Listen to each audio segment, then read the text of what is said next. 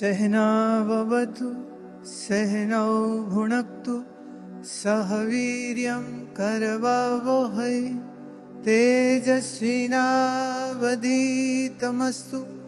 मा विद्विषावहै।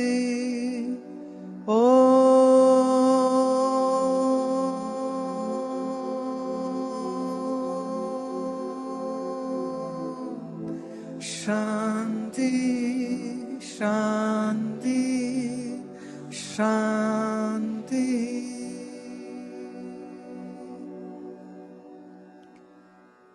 हमारे पुराण और शास्त्रों में इंगित सभी देवी देवता ब्रह्मा विष्णु शंकर देवी और फिर आगे जो अवतार हुए जितने भी राम हो कृष्ण हो श्री हनुमान हो कि देवी के अवतार हो कि गणपति हो, एक चीज सब में कॉमन है और वो कॉमन चीज ये है कि सब शस्त्रधारी है। आपने नोट की इस बात को? शंकर जी के पास अगर त्रिशूल धनुष है, श्री कृष्ण के पास श्री विष्णु जी के पास सुदर्शन चक्र और गदा है, श्री राम के पास धनुष, देवी के पास तो सारे ही शस्त्र है, अष्टभुजा में अष्ट शस्त्र। और कृपा प्रसाद आशीर्वाद देने के लिए उनका दायां हाथ पर शस्त्र से वो इंगित हैं, सुसज्जित हैं। आप हनुमान जी को बिना उनकी गदा के कहीं देखोगे नहीं। भारत में शास्त्र और शस्त्र का हमेशा समान रूप से सत्कार हुआ है। इसीलिए हमारे जितने भी देव हैं आवश्यकता पड़ने पर असुरों से लड़ने के लिए वो तत्पर हो जाते हैं। युद्ध से कभी भागते नहीं, युद्ध से कभी डरते नहीं।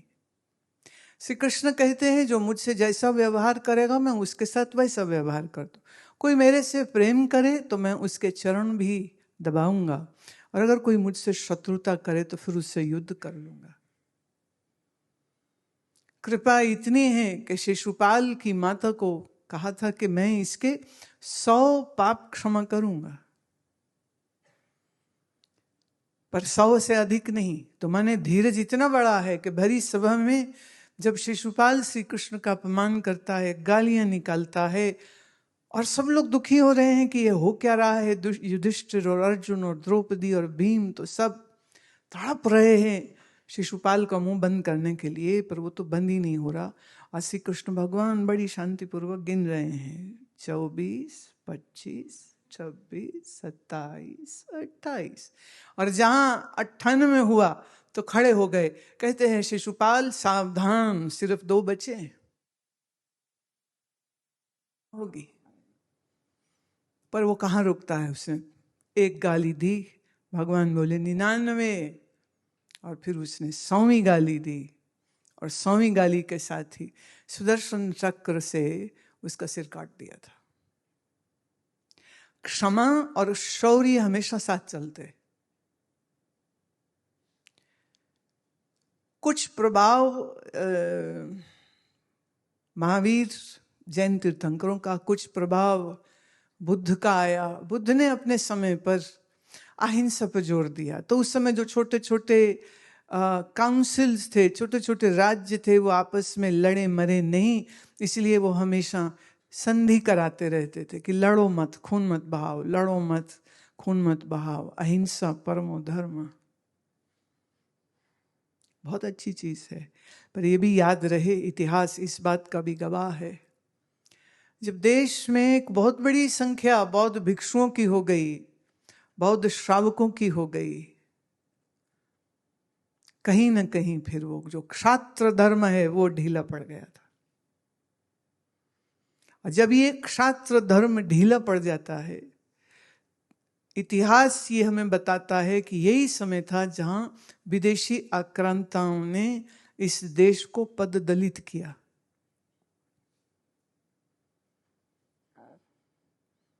हिंदुस्तान की स्त्रियों और लड़कियों का इससे बड़ा क्या अपमान हो सकता था कि उनके पति, बाप, भाई मारे जाते थे और उन सब सुंदर स्त्रियों को गुलाम बना करके मिडिल ईस्ट में गुलामों की तरह नंगे करके बेचा जाता था।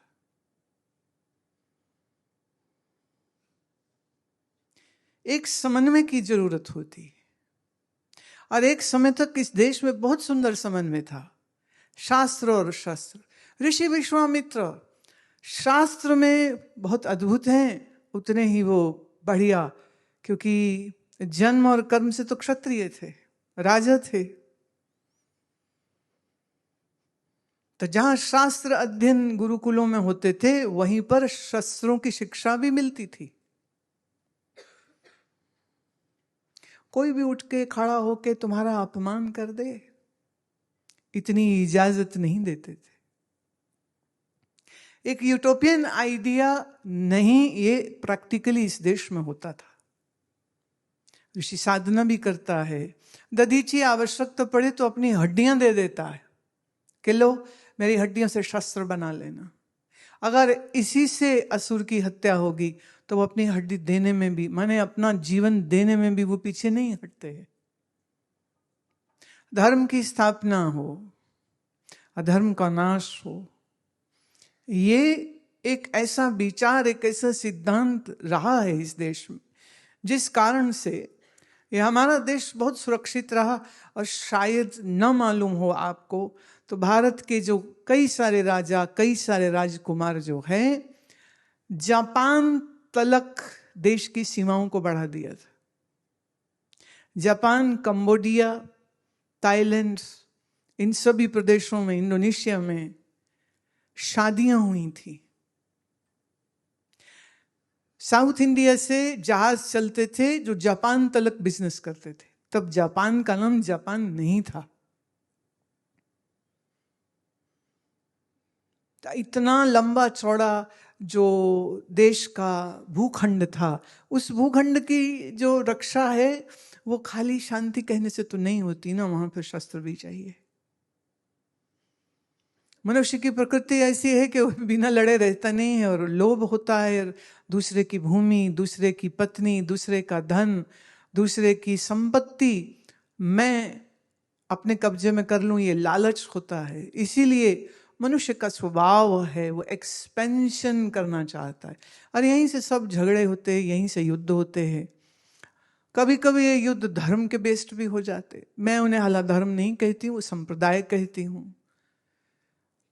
यूरोप में, मध्य यूरोप में इस्लामिस्ट और क्रिश्चियंस का आपस में इतना खूनी युद्ध होता रहा है। हजारों हजारों लोग मारे गए अपने अपने वो क्रॉस के लिए, और वो अपने दीन के लिए एक दूसरे को काटते रहे हैं। भारत का ये वर्चस्व जो रहा लंबे समय तक,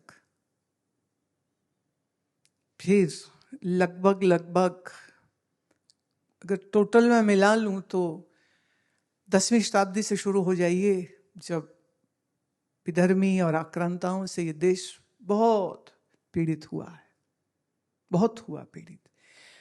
हमारे यहाँ देश में स्वार्थी लोगों की कोई कमी नहीं है। लॉयल्टी जो अभी आप सुन रहे थे, ना धर्म से है ना देश से है। इसलिए रिश्वतखोरी, भ्रष्टाचार चंद रुपयों के लिए देश को बेचने को तैयार हो जाते हैं। और यही अफसोस है, यही बात मैं बार बार भी बोलती हूँ, जो बात अभी मान ने कही, और वो ये है कि जिस देश में जन्मे हो, जिस देश में सनातन धर्म है, जिस देश में गुरु नानक साहब के चरण पड़े हैं, जिस देश की भूमि पर कबीर साहब, संत रविदास साहब रहे, जिस देश में गौतम बुद्ध, महावीर रहे, उस देश की मिट्टी को छोड़ के किसी भी विदेश की विधर्मियों की भूमि पर जाकर के बैठना, ये सिर्फ तुम्हारी डिसलॉयल्टी, डिसऑनेस्टी और गद्दारी का सूचक है। ये मैं बहुत कठोर शब्द कह रही हूं। देश को गाली देना बड़ा आसान है। जो बुरा लगे घर में कोई चीज तो हम उसे ठीक करते हैं। तो ऐसे ही अपने देश में जो चीज ठीक नहीं है उसको ठीक कीजिए। और ठीक करने का एक बहुत बड़ा मौका हमें चुनाव में मिलता है। आप में मुझे बताइए कितने लोगों ने वोट किया था? करीब में भी 40%, बाकी ने किया ही नहीं।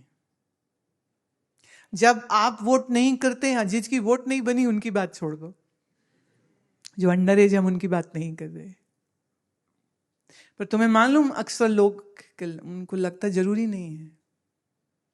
याद रहे, चुन के लोकसभा में जाएंगे ना, नीतियां वही बनाएंगे,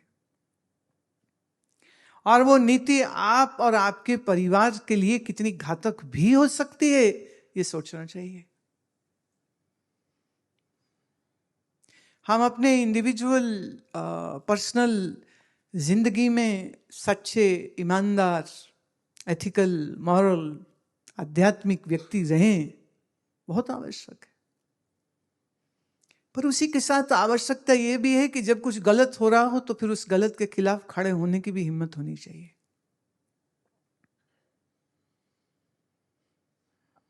पर उसके लिए खड़ा वही होगा जिसमें बल है, जिसमें शक्ति है, जिसमें शौर्य है, जिसके पास ट्रेनिंग है। इसलिए मैं ये आपको एक आग्रह करूंगी, तुम अपने अपने शहरों में जब वापस लौटो तो आपके शहर में मार्शल आर्ट सिखाने वाले जो भी हों, वो कलरी पाइट हो, जुजुत्सु हो, कराटे हो, जूडो हो, बॉक्सिंग हो, पहलवानी हो, उसे जरूर ज्वाइन करिएगा। यहाँ तो आप 5 दिन को ही आए हैं, मुझे चिट्ठियां आ रही हैं, कहते यूथ शिविर कम से कम 2 हफ्ते का होना चाहिए। 5 दिन से क्या होता है, बात ही पूरी नहीं हो पाती है। पर चक्कर ये है, मैं 2 हफ्ते भी कर दूं तो भी जाना तो पड़ेगा ना। फिर भी कहोगे 2 ही हफ्ते क्यों रखते, तो महीना रखना चाहिए। सवाल ये है कि यहां से जाने के बाद आप क्या करेंगे, इसको फॉलो अप करेंगे, इसको कंटिन्यूटी में रखेंगे, या वापिस। कुंभकर्ण की पत्नी का नाम नींद है, और निद्रा देवी की गोदी में जो पड़ा है वो कुंभकर्ण है। तो अब आप अगर कुंभकर्ण की पत्नी से दोस्ती बना लेंगे तो फिर आप भी तो एक राक्षसी हो जाएंगे, आप फिर मनुष्य भी नहीं रह जाएंगे। तो सूर्य उदय से 1.25 घंटा पहले उठना ये मनुष्य का धर्म होना चाहिए। मालूम नींद बड़ी प्यारी है, पर कुछ सेकवे संतों ने ये कहा, जब मरोगे तो लंबी चिर निद्रा में ही तो जाओगे, अभी क्यों सो रहे हो? मरा आदमी तो नींद में ही है ना, जो टूटनी नहीं कभी, पर शरीर ही उसका खत्म हो जाता है, शरीर भी जलाना पड़ जाता है। तो जब तक जीवन है, समय का सदुपयोग होना चाहिए। एक किसी बच्चे ने ये मेरे को भेजी है रिक्वेस्ट कि अगड़म बम सुनना है। शिविर में जो आए थे ऋषिकेश, तो उन्हें मालूम होगा। अगड़म बम के विषय में मैं कह दूं कि ये शिव के लिए गाया जाता है, क्योंकि शिव जब नाचते हैं तो आनंद का विस्तार होता है, पर जब वो असुरों से लड़ते हैं तब भी वो नाचते नाचते असुरों का नाश कर देते है। तो नृत्य ही, एक से नाश हो रहा है, प्रलय हो रही है, और एक से जीवन हो रहा है। और जन्म और मरण तो दोनों अच्छी ही चीजें ना, बुरी तो हो नहीं सकती है। पर असुरों का, बुरे लोगों का, किसी ने प्रश्न किया था एक बार कि कृष्ण भगवान दुर्योधन का मन क्यों नहीं बदल देते, जंग क्यों कराते हैं? भगवान थे तो उसका मन बदल देते ना। भी लोग ऐसे ही हैं, वो राय तो कृष्ण भगवान को भी दे देंगे, उन्होंने ऐसा क्यों नहीं किया था? पर क्या ये बात सत्य नहीं है? महाभारत इस बात का प्रमाण है कि श्री कृष्ण शांति दूत बन करके गए थे। लंबी वार्तालाप उनने धृतराष्ट्र से की, दुशासन से की, दुर्योधन से की, द्रोणाचार्य से की, कृपाचार्य से की, भीष्म पितामह से की, और श्री कृष्ण बिल्कुल इस पॉइंट तक आ गए थे कि वो कहते थे कि हाथ जोड़ रहा हूं, ये मार काट मत करो।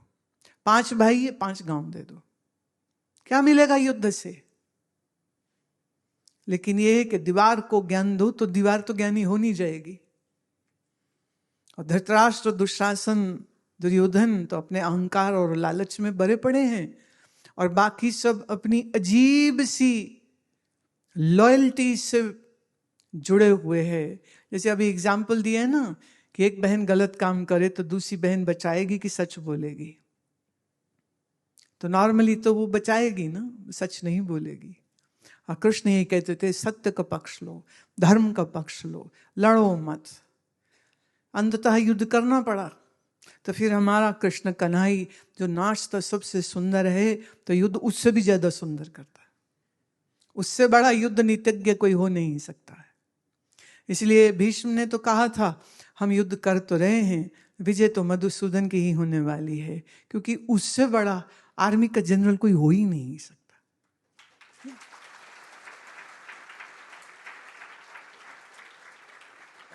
इसी तरह शिवपुराण बताती है कि जहां जहां आवश्यकता पड़ी, चाहे वो वृत्रासुर हो, चाहे वो कोई भी असुर रहा हो, जिनने बड़ी सारी ताकत और शक्तियां प्राप्त करी पहले, फिर उसका दुरुपयोग किया, तो फिर उनका अंत करने के लिए उनको त्रिशूल उठाना पड़ता था। और त्रिशूल तो बड़ी बात की बात है।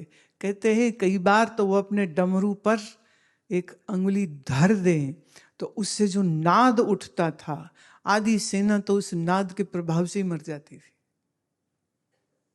डमरू वाद्य है, संगीत का एक सुंदर साधन है, लेकिन शिव चाहे तो उसी को घात करने का साधन भी बना सकते हैं। देवी ने भी इसी प्रकार हुंकार मात्र से कई राक्षसों का नाश किया था। पर सोचिए उनकी हुंकार क्या जबरदस्त रही होगी। तो वो हुंकार में नाश है। तो महादेव के इस नर्तन में असुरों का नाश है, इसलिए वो नाचते हैं और त्रिशूल से असुरों का नाश करते चले जाते हैं। और अपने स्वरूप सच्चिदानंद स्वरूप में तो वो हमेशा ही स्थापित है। तो ये उसी उनके रूप का एक बड़ा अलग वर्णन है, शौर्य वाला है।